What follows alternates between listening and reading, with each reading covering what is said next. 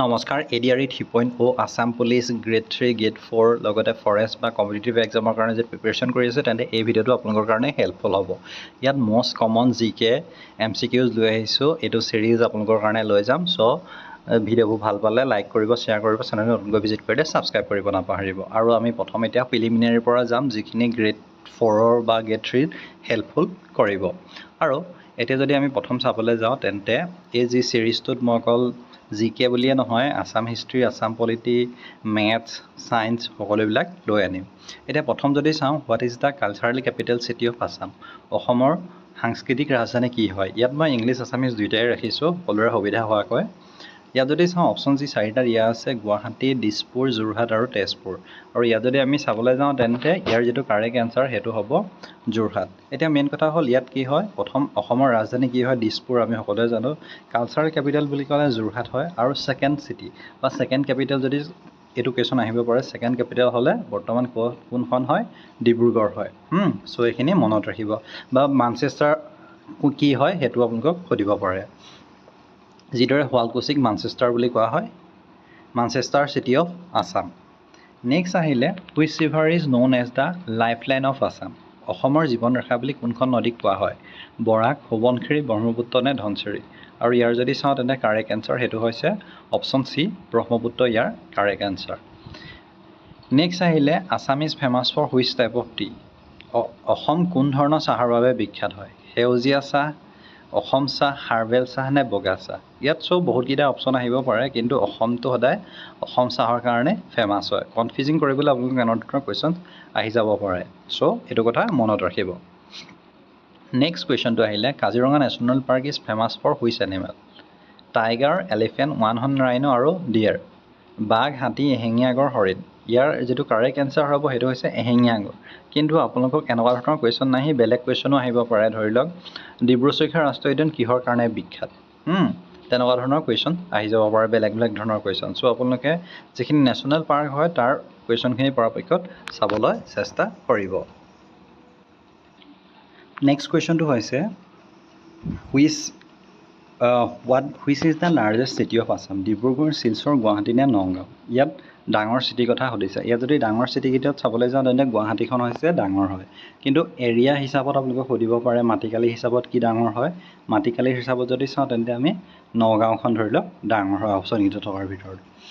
Next আহিলে, which dance is the traditional dance of Assam? অসমৰ পৰম্পৰাগত নৃত্য কোনটো হয়? বিহু, গাৰবা, কথক নে ভাৰত নাট্যম?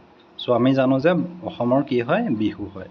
চ' ইয়াত বিহু কথা অহা মাত্ৰক আপোনালোকে সত্ৰীয়া নৃত্যৰ কথা আহিব পাৰে। চ' ক্লাছিকেল ডান্সৰ ওপৰত কুৱেশ্যনছ আহিব পাৰে। চ' এইটো এটা টপিক হয়, মই আপোনালোকক দেখাই দিছোঁ, য'ত আপোনালোকে চাব পাৰিব। লাগিলে মই সেইটো টপিকৰ ওপৰত ছিংগল ভিডিঅ' বনাবলৈ চেষ্টা কৰিম।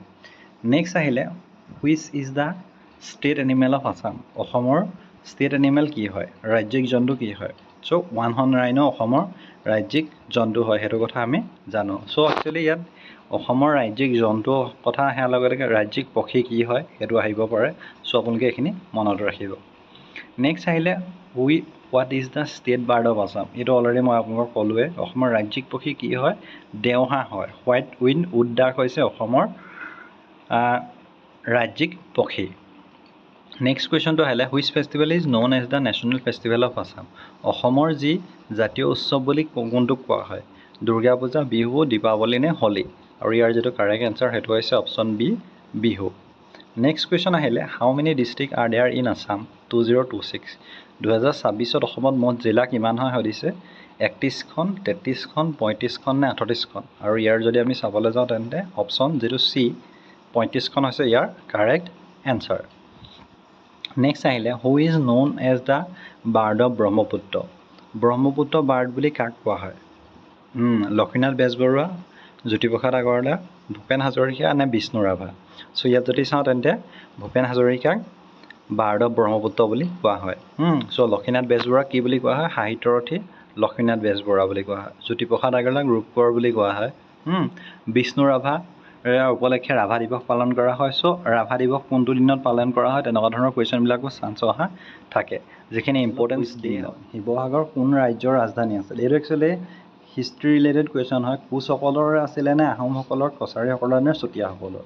চ' ইয়াত যদি চাওঁ তেন্তে আহোমসকলৰ ৰাজধানী কি আছিলে শিৱসাগৰ আহোমসকলৰ শেষৰ ৰাজধানী কি আছিলে যোৰহাট চ' কোচসকলৰ ৰাজধানী কি আছিলে কছাৰীসকলৰ ৰাজধানী কি আছিলে চুতীয়াসকলৰ ৰাজধানী কি আছিলে এইখিনি আহিব পাৰে তিনিচুকীয়া কাৰ ৰাজধানী আছিলে তাৰপৰা কি ক'ম বুলি ভাবিছিলোঁ কাৰ্বি আংলং হাফলং কাৰ ৰাজধানী আছিলে কোচসকলৰ ৰাজধানী কি আছিলে তেজপুৰ কাৰ ৰাজধানী আছিলে সেইখিনি কুৱেশ্যন অহা বহুতখিনি চান্স আছে নেক্সট আহিলে হু ফাউণ্ডাৰ দ্য আহোম কিংডম এইটো একদম ইজি কুৱেশ্যন হয় কিন্তু এনেকুৱা ধৰণৰ কুৱেশ্যনটো ভুল লাগে চ' প্ৰতিষ্ঠাপক কোন জানো আমি স্বৰ্গদেৱ চাওলুং চুকাফা তেওঁহে আছে আহোম ৰাজ্যৰ প্ৰতিষ্ঠাপক কিন্তু হয় যে ৰুদ্ৰসিংহৰ কালত কি হৈছিলে গদাধৰ সিংহ কোন হয় গদাধৰ সিংহই ধুধৰ আলি কোনে নিৰ্মাণ কৰাইছিলে চুহুংমুঙৰ ৰাজ্যত কি চুহুংমুঙৰ শাসনকালৰ সময়ত একচুৱেলি কি নিয়ম হৈছিলে সেইখিনি কুৱেশ্যন অহা বহুত চান্স দেখা যায় চ' আমি জানো যে গদাধৰ সিংহই ধুধৰ আলিটো নিৰ্মাণ কৰিছিলে ধুধৰ আলিটো ক'ৰ পৰা আছে